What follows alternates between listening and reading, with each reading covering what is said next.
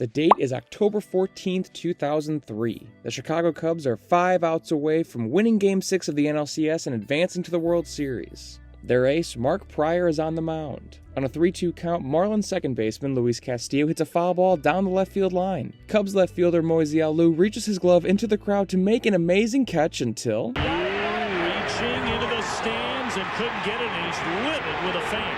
So a fan tried to catch a ball that was hit into the stands. No big deal, right? Well, the Cubs follow the fan interaction by blowing a 3-run lead, losing Game 6, and following that up by losing Game 7 at home, blowing their chance at a World Series, and continuing a curse that was rapidly approaching 100 years old. From that point on, Game 6 became known as the Bartman game. Fans will blame Steve Bartman for the Cubs' collapse until the end of time, and in this video, I'm going to talk about the real reason the Cubs lost the 2003 NLCS, and it has absolutely nothing to do with Steve Bartman. The Cubs were trying to break the curse of the Billy Goat and win the World Series for the first time since 1908. It had been 95 years since the Cubs last won the World Series, giving the franchise the charming nickname of the Lovable Losers. During that span, Cubs fans thought the only possible way a franchise can be this bad for this long was a real-life curse. Because of that, superstition was built into the DNA of every single Cubs fan everywhere. As a Cubs fan myself, it's tough to argue that there isn't a curse when all you've ever seen your entire life is losing. One of the last times the Cubs were this close, a black cat took them down. That's why in 2003, Cubs fans were absolutely flabbergasted when Bernie Mac finishes the 7th inning stretch of Game 6 like this.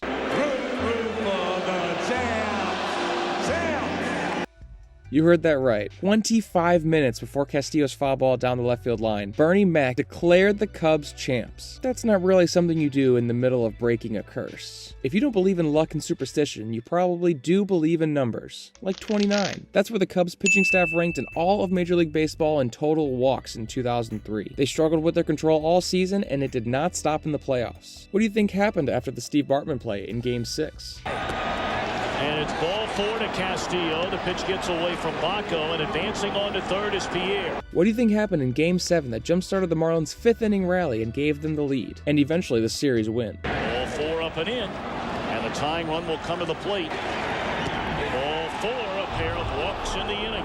The Cubs were absolutely addicted to them. If you watch a lot of playoff baseball, you know that a walk or two can give a team the jolt they need to take advantage and completely change a game, and sometimes a series. The bullpen especially loved walks. During the regular season, they averaged 6.21 walks per 9 innings, while the starters only averaged 3.78. This difference led the bullpen's ERA to almost be a full run higher than the starters. This bullpen had its problems, which led to manager Dusty Baker completely overusing the starting rotation down the stretch. What do I really mean by overusing? Well, Mark Prior averaged 127 pitches over his last 7 starts of the regular season. 127! Prior was constantly in games longer than he should have been, and Game 6 was no different. After giving up a 1-out double to Juan Pierre, Mark Prior was sitting at 106 pitches. This was before Luis Castillo even walks up to the plate. He had no business staying in to face Castillo. In 2023, Prior is pulled even before he thinks about the 8th inning, if not earlier. The poor regular season performance by the bullpen forced Dusty to keep his starters in at all costs. So I'm telling you that the Cubs blew a 3-1 series lead because of a 7th inning stretch and some wild arms? Sort of. But we cannot forget a very important reason the 2003 Cubs are not World Series champs. Bad fielding. The Cubs themselves were not necessarily a bad fielding team. They were ranked squarely in the middle of Major League Baseball in errors during the regular season. But the reason I am bringing this up now is not because of how many errors they had, but when these errors happened. Starting in the 9th inning of Game 1, Mark Grudzielanek bobbles what appears to be an inning-ending double play off the bat of, you guessed it, Luis Castillo. Not only does Grudzielanek miss the tag, but is also too late going to first, resulting in everyone being safe. This is followed by first of many clutch hits by Hall of Famer and NLCS MVP Pudge Rodriguez as he slaps the ball to right, giving the Marlins a 2-run lead. The Cubs do come back to force extra innings, only to lose in the 11th.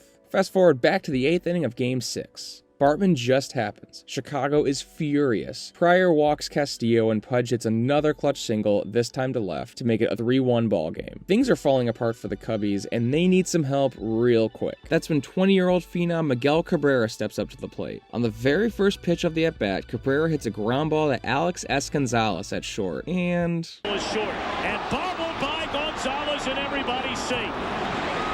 This isn't just shocking, It's mathematically stunning when you think about it. Alex S. Gonzalez led all of National League shortstops in fielding percentage that year, while also turning 95 double plays. If you had to handpick a shortstop in baseball to make this play in the year of 2003, you could really make an argument for picking Alex S. Gonzalez. But I guess that's why you play the game. Gonzalez drops the inning-ending double play, loading the bases and extending the inning. On the very next pitch, future Cub legend Derek Lee hits a double down the left field line to tie the game. Finally, Dusty pulls Pryor, and the Cubs go on to give up 5 more runs, losing Game 6 by a score of 8-3. As a Cubs fan, this series was probably the biggest heartbreak of my life, but I never blame Bartman. He was a Cubs fan suffering just like the rest of us until a single foul ball came and changed his life. Without a curse from a goat, a wild pitching staff, and a couple of errors, who knows if we even know his name. That Cubs team had its flaws all season and didn't make the plays when it mattered. It wasn't a fan or a curse or anything like that. The Marlins just played better baseball when they needed to and ended up becoming World Series champions because of it. If you think I missed something, let me know in the comments. Also, if you made it this far, please subscribe to the channel. It really helps me out and shows me that you guys want more of these kinds of videos. Thank you for watching.